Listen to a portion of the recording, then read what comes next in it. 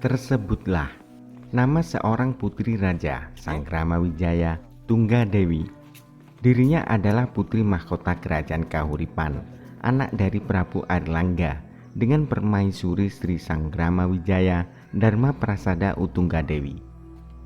Pada masa pemerintahan Raja Airlangga saat beribu kota di Watanmas sampai akhirnya pindah di Kahuripan, tokoh Sanggramawijaya menjabat sebagai Rakyan Mahamantri alias Putri Mahkota. Dalam prasasti Cane yang berangkat tahun 1021 Masehi dan prasasti Turun Hyang tahun 1022 Masehi, gelar lengkap Sanggramawijaya Tunggadewi adalah Rakyan Mahamantri Ihino Sanggramawijaya Dharma Prasada Utunggadewa. Sebagai putri mahkota, Sanggramawijaya adalah pewaris takhta kerajaan Kahuripan. Akan tetapi, dirinya memilih mengundurkan diri dan menjadi pertapa bergelar Dewi Kili Suci. Lalu mengapa sang putri mahkota itu memilih untuk menyepi, meninggalkan gemerlapnya dunia untuk menjadi bhiksuni?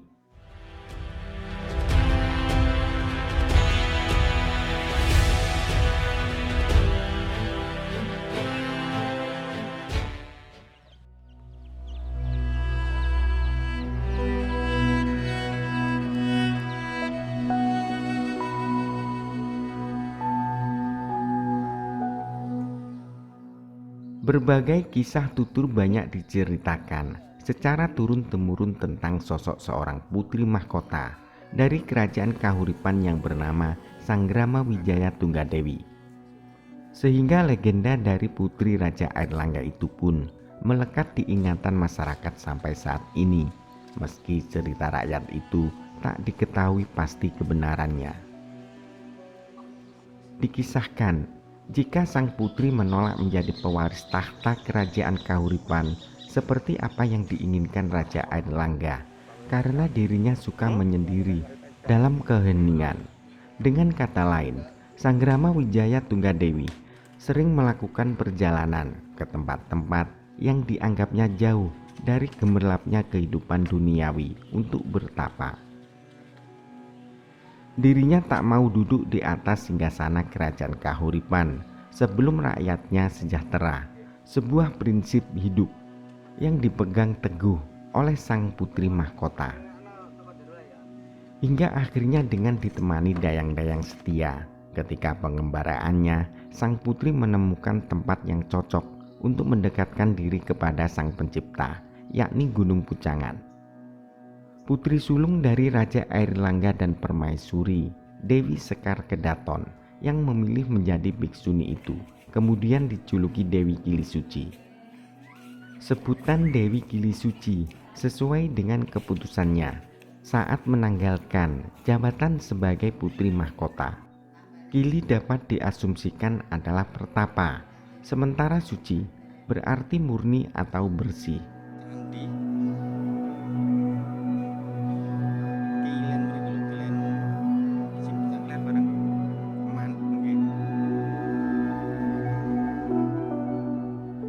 Diceritakan, sang putri memang mengalami kedi atau tidak pernah menstruasi, sehingga ia juga disebut Rara Sucian. Sang pertapa perempuan itu kemudian dianggap sebagai wanita suci, pepunden tanah Jawi. Gunung Pucangan yang menjadi tempat pertapaan Dewi Kili Suci merupakan kawasan pegunungan kendeng dan secara administrasi berada di Desa Cupak, Kecamatan Ngusikan, Kabupaten Jombang. Dipilihnya Pucangan oleh Dewi Kili Suci bukan tanpa alasan, karena kawasan ini sebelumnya juga dijadikan tempat pertapaan sekaligus persembunyian Raja Airlangga ayahandanya saat dikejar musuh-musuhnya. Dikisahkan, ketika terjadi peristiwa Mahapralaya yang menewaskan mertuanya, yakni Dharma Wangsa Teguh, Raja Kerajaan Medang, Airlangga melarikan diri hingga sampai di kawasan Gunung Pucangan. Selain Sendang Made, puncak gunung ini diyakini sebagai tempat Raja Airlangga melakukan pertapaan selama kurang lebih 2 tahun sebelum akhirnya bisa merebut kembali kerajaan Medang dari tangan Raja Wurawari. Karena alasan itulah, Sanggrama Wijaya atau Dewi Kili Suci, sang putri mahkota dari kerajaan Kahuripan, menjadikan Gunung Pucangan sebagai tempat pertapaan hingga akhir hayatnya.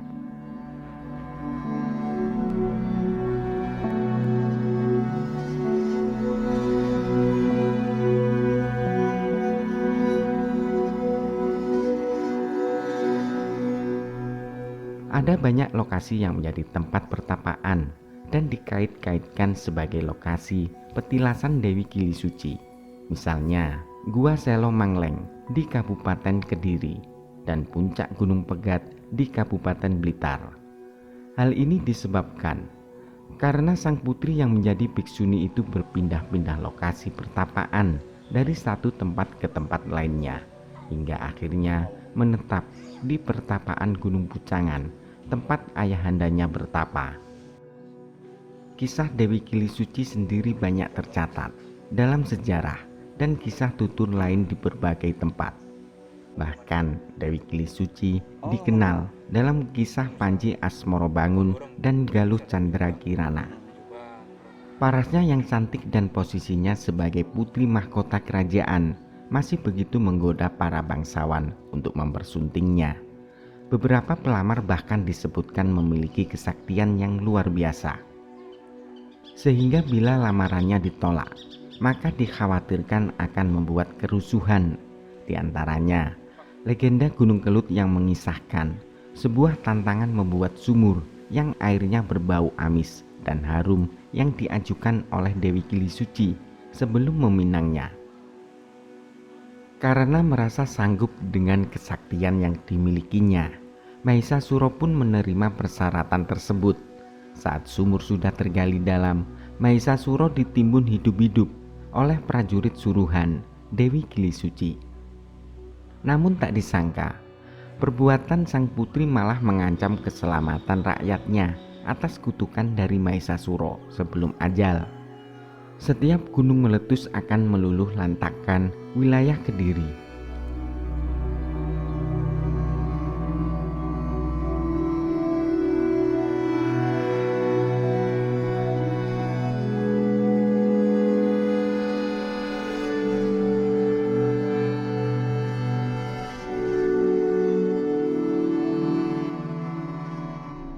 Untuk menebus kesalahannya itu, Dewi Kili Suci semakin mantap memutuskan jika dirinya tidak akan menikah dan menjadi pertapa demi mendoakan rakyatnya dari amukan Gunung Kelut.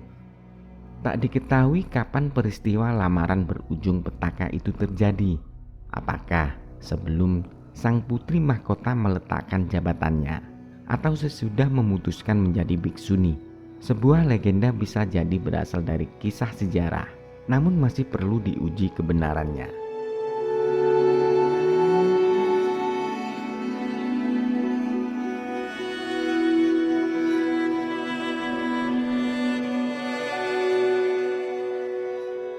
Kisah dari Gunung Pucangan mungkin tak setenar legenda Gunung Kelut, tapi bisa menjadi pelengkap kisah terkait Dewi Kili Suci, dan masih sangat mungkin jika sang putri menghabiskan masa hidupnya di Gunung Pucangan.